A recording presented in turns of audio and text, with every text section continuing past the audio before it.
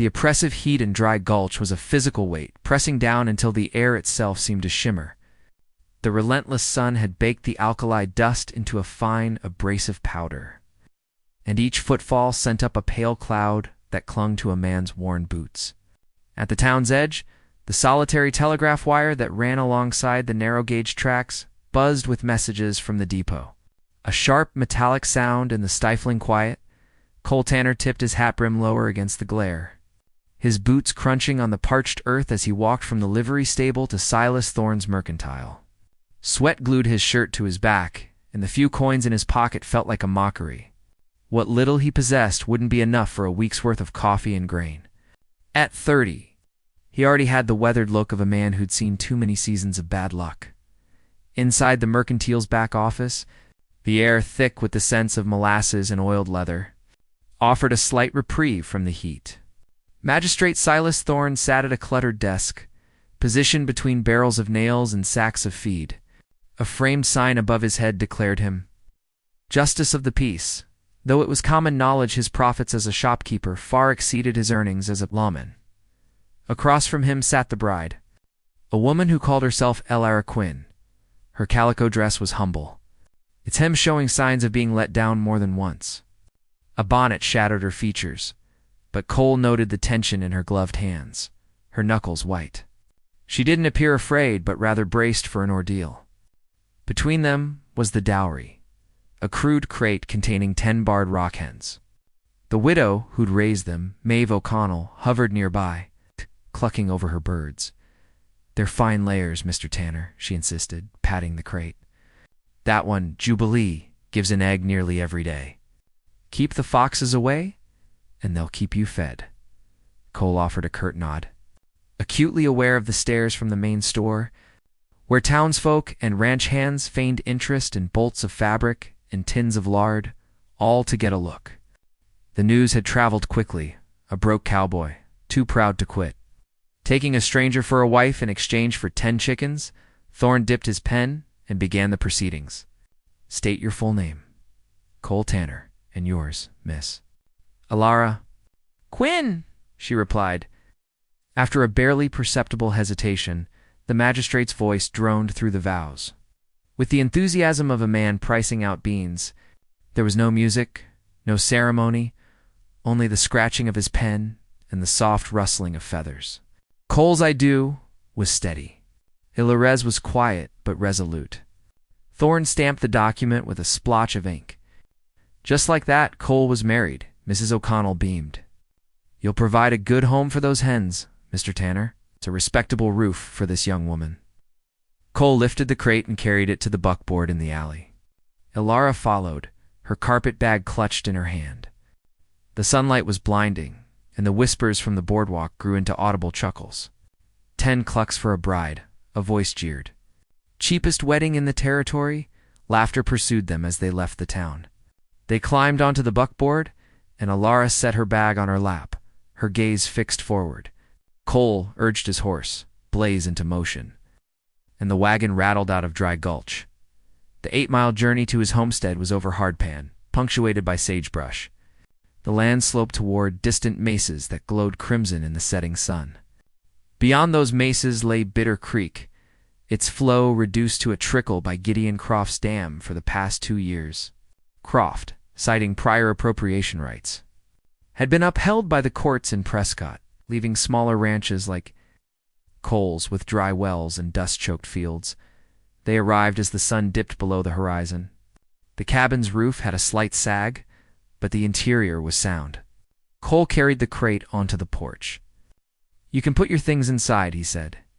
"It's not much, but it's shelter." She moved past him and went into the back bedroom, closing the door behind her. He heard the definite click of a lock. Cole frowned, testing the handle. "Ma'am," he called out. "This is an unusual start for a husband and wife. My name is not Elara Quinn."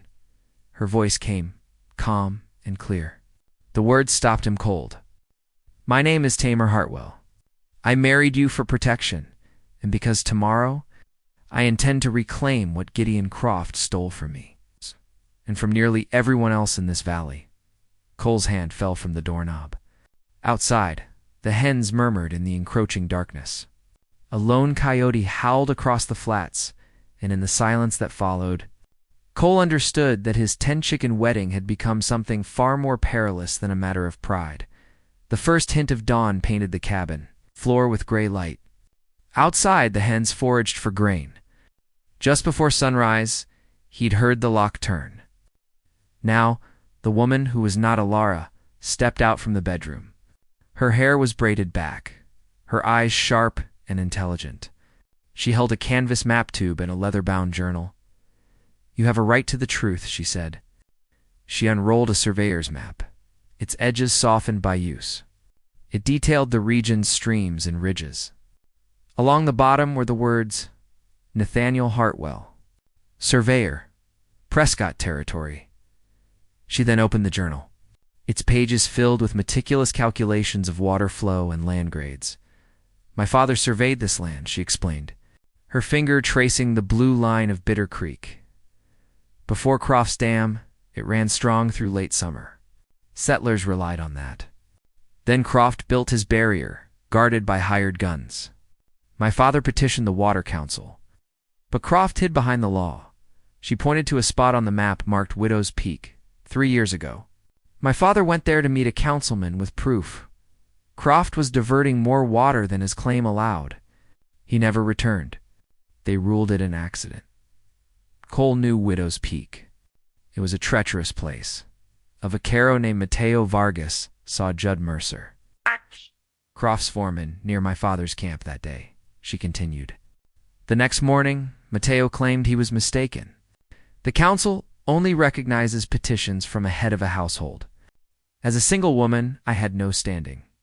With you as my husband, I can file for an official inspection. Cole leaned back. "So, I'm a convenience. You're more, if you're willing," she replied. "But I won't pretend this is anything other than what it is." He felt a sting of resentment. But the map and journal were hard evidence, not just talk. Then she produced a folded slip of paper. "Croft sends coded telegraphs to Preacher Silas, disguised as Bible verses. Any message ending in 7 signifies a night operation to divert more water." The faint clicking from the distant depot seemed to underscore her words. It was too specific to be a lie. Cole went to the porch and examined the chicken crate, his fingers finding a loose slat. A press of his thumb revealed a hidden compartment. Inside were folded documents in Magistrate Thorne's handwriting. Back at the table, he spread them out. They were ledger entries disguised as parish donations, with initials matching, the amounts corns. The amounts corresponded to the coded telegraphs. "Bribes," Cole said, his voice flat, laundered through the church. Tamar nodded. "Mrs. O'Connell built the false bottom. Croft took her husband's water rights the year the dam was built. She's been waiting for her chance. We filed the grievance in town this morning," Cole declared. "Before Croft's men even have their coffee," she added as he was sliding the papers back into their hiding place. The ground began to vibrate with the thud of approaching hooves. Cole peered through the window. 4 riders, led by Judd Mercer, were approaching. Mercer dismounted with deliberate casualness. "Morning, Tanner," he called out. "Word is there's a blight affecting poultry in the area. Croft wants to be neighborly. Make sure yours are sound." Tamar quickly swept the map and ledgers out of sight. Mercer's boots clomped onto the porch. "Open up, Tanner. Disease doesn't wait." Cole stood just inside the door, his mind racing. He's trying to figure out how to protect both the hens and the truth they carried. The town square was a chaotic mix of commerce and gossip. The air was thick with the smells of dust, leather, and fresh bread. Above the din, the telegraph chattered from its corner office in the mercantile. Cole carried the crate of hens, pushing through a group of loiterers. Tamar walked beside him, her bonnet low, but her eyes taking in everything. Magistrate Thorne was behind the counter, feigning preoccupation with a sack of coffee beans. When Cole set the crate down, Thorne looked up, his smile thin. "Morning, Tanner. Is that the new bride? And the widow's chickens?" "We're here to file a grievance," Cole stated, "against Gideon Croft's dam on Bitter Creek. We demand an inspection." He slid the form across the counter. Thorne drummed his fingers on the wood. The council is occupied. It could be a month. The charter says a petition from a head of household must be heard within 7 days. Tamar interjected, her voice cutting through the noise. Our names are on that paper. Stamp it. Before Thorne could respond, the door swung open, and Judd Mercer entered, flanked by 3 of Croft's men. Morning, magistrate, Mercer drawled. We have orders to inspect all poultry at market. A sickness is spreading. We'll have to confiscate these hens, they've been certified, Cole said loudly. Mrs. O'Connell has the papers. I have them right here. He produced a slip, signed and sealed by Thorne himself 6 months prior. You signed this yourself, magistrate? It's a county record. Thorne's face tightened. The store had fallen silent. He finally grabbed his stamp and brought it down hard on the grievance form. There. 7 days. The council will meet next Tuesday. The market noise resumed, but was cut short by a booming voice. Friends, it proclaimed, drought is not a trial from the heavens alone. Preacher Silas stood on a crate outside, Bible in hand. Sometimes it is born of sin in our midst. From those who marry under false pretenses, from women who bring deceit into honest homes, a murmur went through the crowd. People began to step away from Cole and Tamar. As Cole's anger rose, an old vaquero moved through the throng. He pressed a square of worn rawhide into Cole's hand and disappeared. Cole unfolded it to find a piece of a saddle cinch sawed nearly through, and a receipt with the signature of one of Croft's men, dated the week Nathaniel Hartwell fell from Widow's Peak that night. The hens' terrified squawking jolted Cole from his sleep. He burst outside to find the coop engulfed in flames. He doused the fire with water from the rain barrel. The hens were scattered, but safe. In the smoky aftermath, he saw the crate's false bottom had been forced open. The papers were strewn about. One ledger page was missing. The Dry Gulch depot was quiet under a full moon, save for the faltering clicks of the telegraph. Tamar located the break in the line of clean cut. Using a hairpin, she skillfully reconnected the circuit, and the steady ticking resumed. Cole stood watch as a distant train whistle echoed in the night. Inside, Tamar took the operator's key, her fingers tapping out a coded message to the U.S. Marshal's office in Silverton. Disguised as one of Croft's own reports requesting payment, it was a trap, meant to make Croft confirm his illicit activities. Before a reply could come, Sheriff Darnell and 4 deputies burst in. Tamar Hartwell, you're under arrest for theft of documents belonging to Gideon Croft. No one is going anywhere, Cole said calmly. He stepped back and yanked the signal rope. The station's whistle shrieked just as a locomotive roared into the station, blanketing the platform in steam. Go, Cole yelled, pulling Tamar into the postal car as the train began to move. The car was federal property, temporary sanctuary. But the door at the far end opened, and Preacher Silas stepped inside. The Lord does not look kindly on thieves, he said. Tamar responded by opening a burlap sack she'd brought aboard. The 10 hens exploded into the confined space, a flurry of feathers and squawks. In the ensuing chaos, Cole shoved the preacher out onto the next platform and secured the door. Back at the depot's east spur, a return message finally came through the telegraph. Tamar read it, her expression a mix of relief and determination. Marshal North will hold Croft in town until dawn. No lethal force. As she spoke, they saw a light in Thorne's office. The magistrate was at his own telegraph key tapping out a message. The final clicks echoed in the night. The songbird has sung. Somewhere. Gideon Croft would read those words and know their trap had been sprung in both directions. The next day at Bitter Creek, half the town had assembled near the dam. Magistrate Thorne sat at a table, flanked by Sheriff Darnell and Judd Mercer. Deacon Silas moved through the crowd, his words sowing doubt. Cole and Tamar approached. We are petitioning for a temporary release of water until the territorial marshal can settle this matter legally, Cole announced. The council does not recognize the petitions of strangers. Mercer sneered. She is my wife, Cole countered. Her name is Tamar Hartwell. My father was Nathaniel Hartwell. Gideon Croft had him murdered to stop him from exposing this dam. A gasp went through the crowd. Tamar held up the sawed saddle strap and the ledger pages. "This is the strap for my father's saddle. And these are records of Croft's bribes to Thorne and Silas."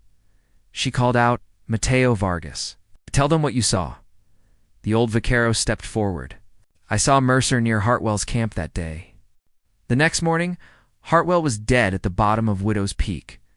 Just then, Gideon Croft himself arrived. In a swift move, he grabbed Tamar, holding a knife to her ribs. "This meeting is adjourned," he snarled. Cole didn't draw his weapon. Instead, he flipped the lid of the chicken crate. The hens burst out, causing a chaotic distraction among Mercer and the sheriff. In that moment of confusion, Cole's lariat snaked out, catching Croft's wrist and sending the knife into the dirt. Tamar scrambled free. Then came the sound of hoofbeats from the north. 5 riders, their badges flashing in the sun, appeared over the rise. At their head was U.S. Marshal Thaddeus North. The tide had turned, but a rifle shot cracked from the top of the dam. Silas, his preacher's coat gone, fired at North's horse, causing it to rear.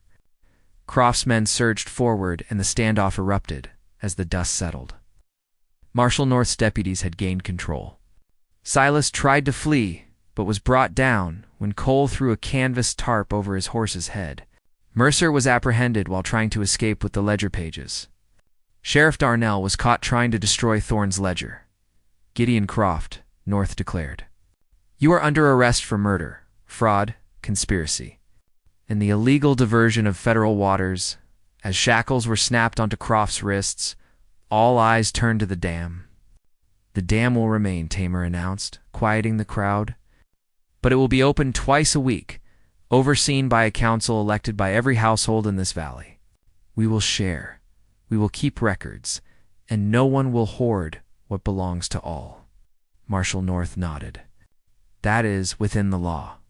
I will see the agreement filed with the territory." By dusk, the first water council of Dry Gulch had been elected. Magistrate Thorne was replaced by a rancher's widow. Mateo Vargas was publicly absolved for his silence. Mrs. O'Connell approached Tamar, holding a speckled hen. "Jubilee is yours now," she said. "She's a stubborn one. A good match for you." As the last light faded, Cole and Tamar stood by the creek. The long fight was over, but a new, uncertain chapter was just beginning. It's built not on a dowry of chickens, but on a shared struggle for justice.